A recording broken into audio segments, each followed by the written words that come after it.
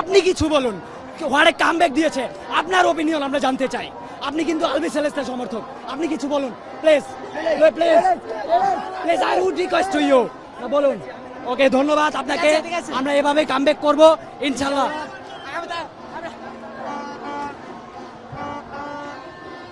ইনশাআল্লাহ ইনশাআল্লাহ এবারও আমরা কাপ নিব এবং আগামী পর্বে আমাদের ইংল্যান্ডের সাথে খেলা, এবার ইভেন আমরা আবার জয়ী হব। এবং মিশেল ভালো খেলেছে।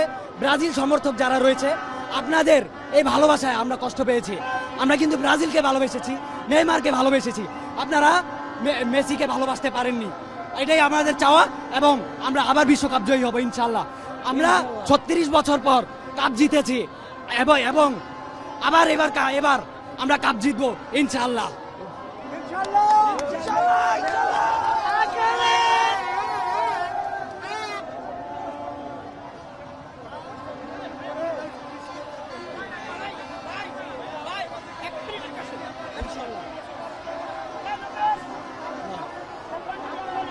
অ্যাকচুয়ালি আজকের যে ম্যাচটা গেছে এটা আসলে হৃদয় বিদারক, অনেক কঠিন সিচুয়েশন পার করছি, বাট আমরা কনফিডেন্স ছিলাম যে আমরা কামব্যাক করব। এখানে যে ব্রাজিল অথবা জার্মানি হয়তো কখনোই কামব্যাক করতে পারতো না। হাউএভার আমরা কনফিডেন্ট, আমরা 26 সালে ইনশাল্লাহ কাপ নেব। আমরা কাপের যোগ্য প্রার্থী, আমরাই কাপ নেব ইনশাল্লাহ। আমাদের সাথে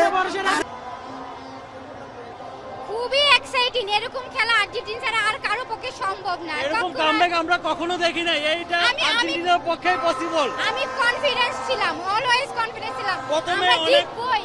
সবাই জিজ্ঞেস করতেছিল যে কি হারবে কি যাবে, আমি প্রথমে অনেক নার্ভাস ছিলাম, কামব্যাকের পরে আল্লাহ পুরো সেইভাবে কামব্যাক করছি। ওয়াও, আমরা এবার চ্যাম্পিয়ন হব ইনশাআল্লাহ।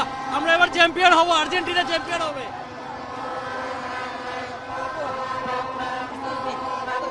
ইতিহাসের সেরা কামব্যাক।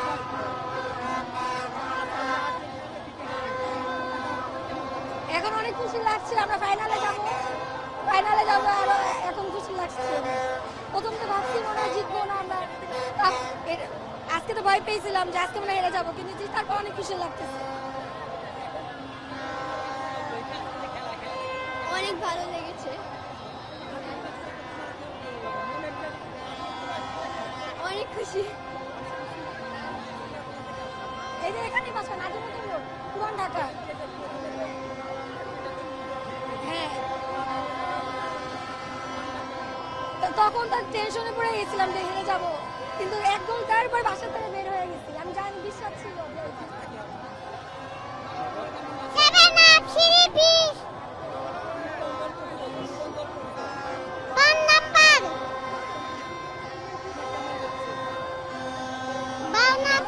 অনেক ভালো লাগছে তো ভাই, অনেক সুন্দর কামব্যাকটা করছে। আমরা আশা করতে পারিনি যে আর্জেন্টিনা এভাবে কামব্যাক করবো। ইনশাল্লাহ এরপরে আমরা 4 স্টার দিয়ে দিব।